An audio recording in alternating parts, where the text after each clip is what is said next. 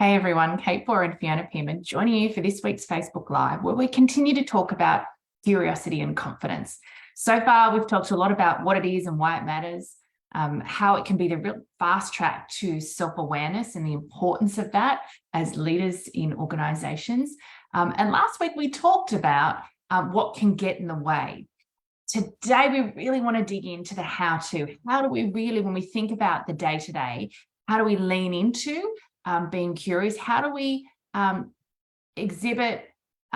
into the sort of behaviors that are going to start to allow us to really come to conversations and opportunities with that curious intention? I think there's a really important piece here around what's my intention with this? What am I going to experience? How am I going to share this in a way that means other people will be drawn into conversations and will be more open? Because that's what curiosity is all about. I mean, when we share all the micro skills, Kate, that we do with our corporate clients, we're very often asking people to do things a little bit differently than we've been taught in our regular, our domains of influence and our domains of expertise. And I think when we think about curiosity, the first action step we'd ask people to take is to suspend judgment. Because here's the thing, we're all really good at deducing what's going on, making meaning quickly, finding solutions super fast. It's partly usually what's got us to a certain stage in our career is that ability to work through things very quickly. The problem is, as we hear new information and new data, we can immediately decide we know what that means. We can almost cut it off or jump in with our, perspective before we even heard what the other person said. We can negate things. We can hear a new perspective and we can start going, oh no, that's not going to work because I've seen that before, that doesn't work. So we're very quick to cut things off. And it is a new skill to stay in a curious mindset, to not be in that place of judgment. Yeah, I think the next one, which is often underrated, is asking great questions. We always talk about a great coach asks great questions and do a lot of work with our clients around building coaching capability, which is really building their ability to ask great questions. This one takes a little bit of time. It takes a little bit of preparation, often because we run into meetings, our head half in the last meeting or the task that we were just doing as we wrapped. And then arrive in a conversation or to a conversation, often quite jumbled. And so our ability just to take a little bit of open space to think about what's a great question I can ask.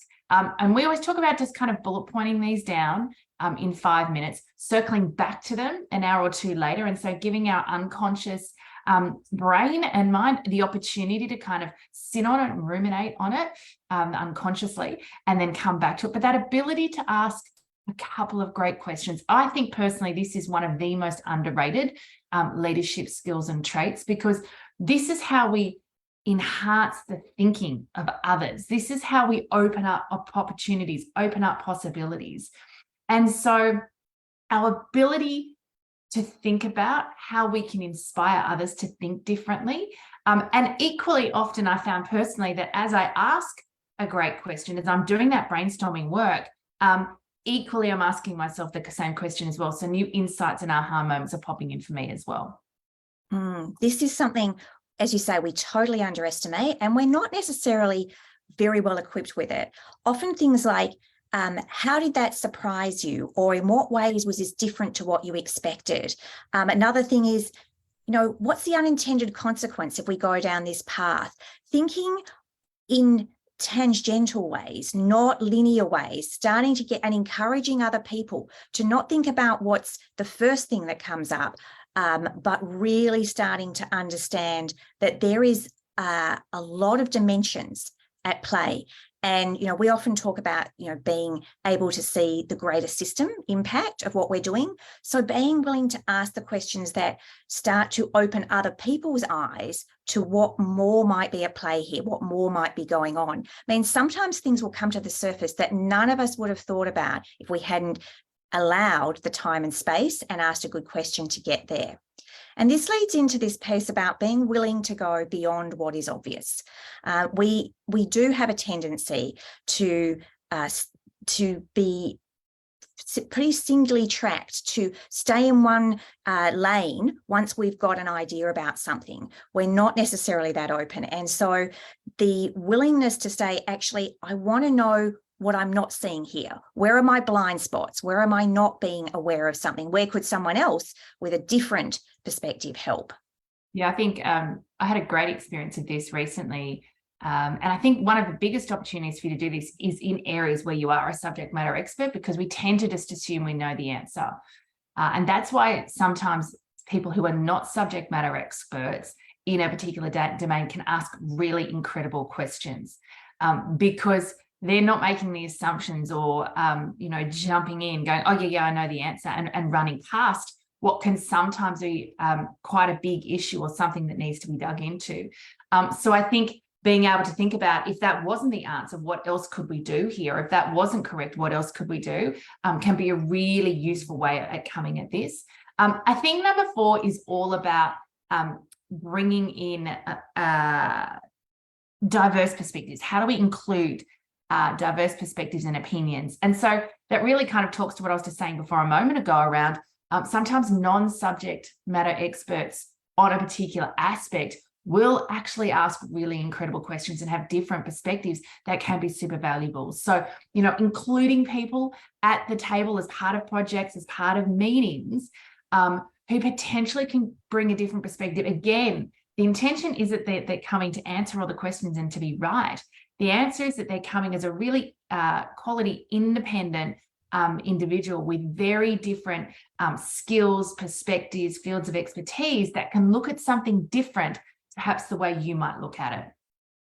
I love that willingness to go beyond my world, and that can be culturally, it can be gender. There's a whole lot of ways, and it can be, as you say, subject matter expertise. How can we get the richness of different life experiences as well as different work experiences? Because again, they might spark a different way of looking at a particular issue.